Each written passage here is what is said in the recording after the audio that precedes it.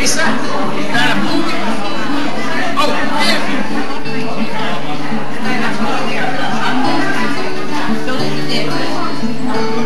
Okay, Harper's coming to see you. All right.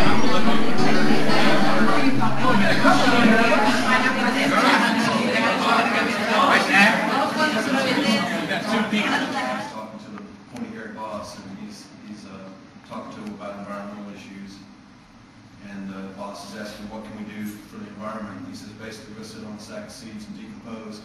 And he says, I can't do that. He says, well, you hate the earth then. The point about this is that just by existing, we do make some sort of impact. The goal of sustainable living is to minimize our impact as much as possible. And the way we do that is by basing our lives on resources that can be replaced or recycled. For example, if you cut down a tree when you're building a house, plant another one somewhere. Conserving resources and limiting consumption whenever possible. Reducing our energy needs, reducing our resource needs, and finding ways to lower our energy and reduce consumption and resource consumption. A couple of my favorite quotes. Sustainable development, you have to put it back. It's like anything else in life. You just keep taking, and eventually there will be nothing left. And Chief Seattle there, he's my hero.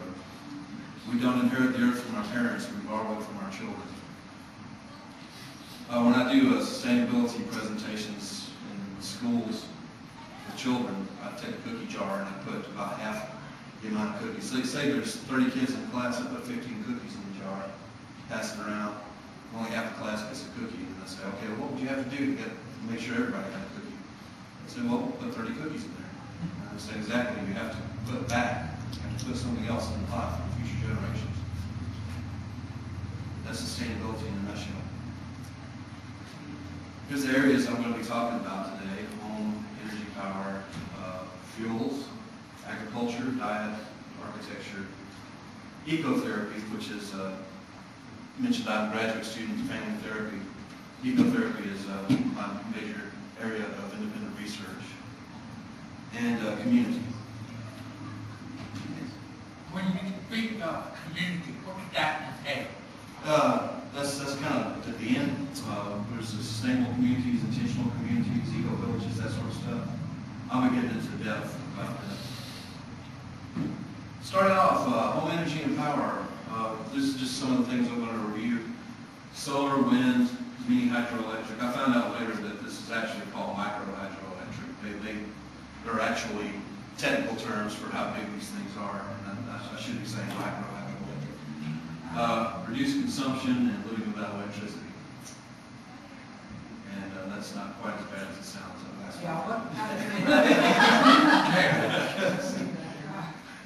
Start off, solar. A solar system, well, not plants. A solar system is solar panels and a storage medium.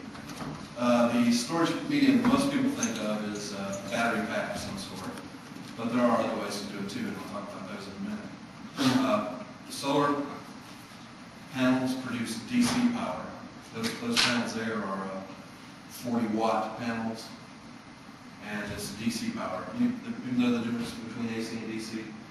The stuff that comes into your house is AC power.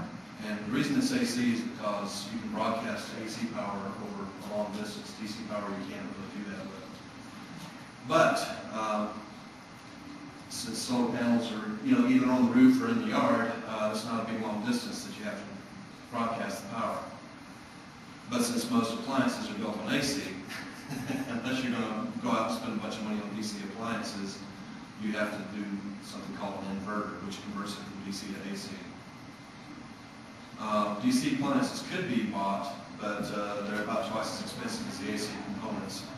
And an inverter, it's a trade-off. An inverter you can get from anywhere from $1,300 to $5,000, or you can buy DC appliances, which are about twice as expensive as their other counterparts, their AC counterparts. What I'm thinking is, since electric motor is about 90% efficient, instead of using inverter, you can use a DC, a DC motor converted into DC, DC motor should convert into AC. Yeah, that's the basic principle behind a lot of those appliances, those DC appliances, they do that. Oh, and using the power company as a storage medium. The traditional way of doing solar panels is, of course, if you don't have some kind of storage medium, you can't use the power at night. So you have to have a battery pack or something. Usually it's a battery pack, but you can also use the power company as a storage medium. And the way that works is something called net metering.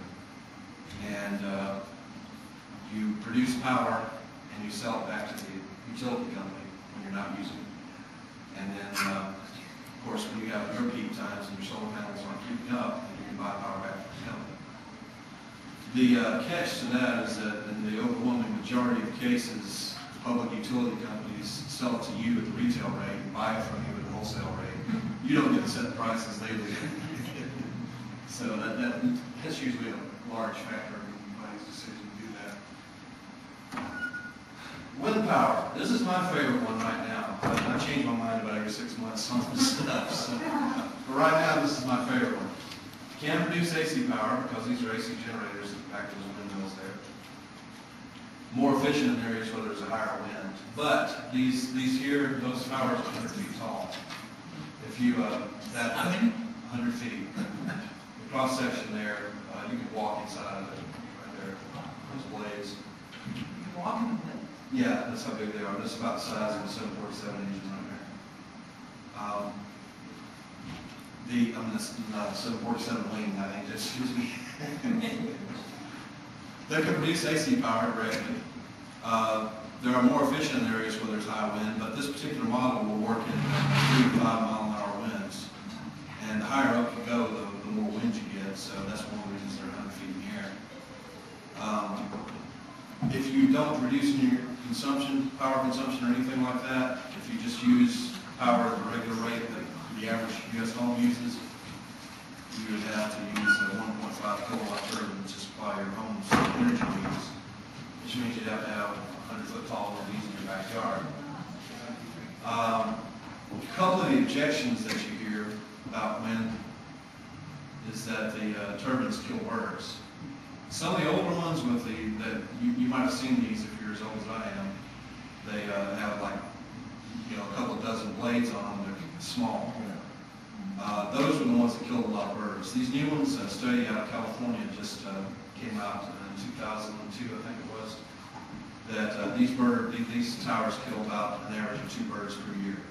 And that's still killing some birds, but when you compare it to the fact that the average car kills 5 to 10 birds a year, hospital windows or just windows on skyscrapers kill millions of birds a year. It's a trade-off. And then you also got to consider how many birds die from coal-fired factories, pollution or environmental damage.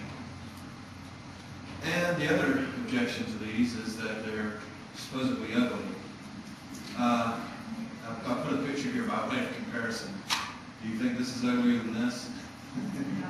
If your choices are having a coal-burning smokestack in your backyard or one of these out back, I vote for the other one. Isn't the southeast the area for all this wind? Probably the best place to be doing this. Yes. Well, there's the southeast and certain parts of the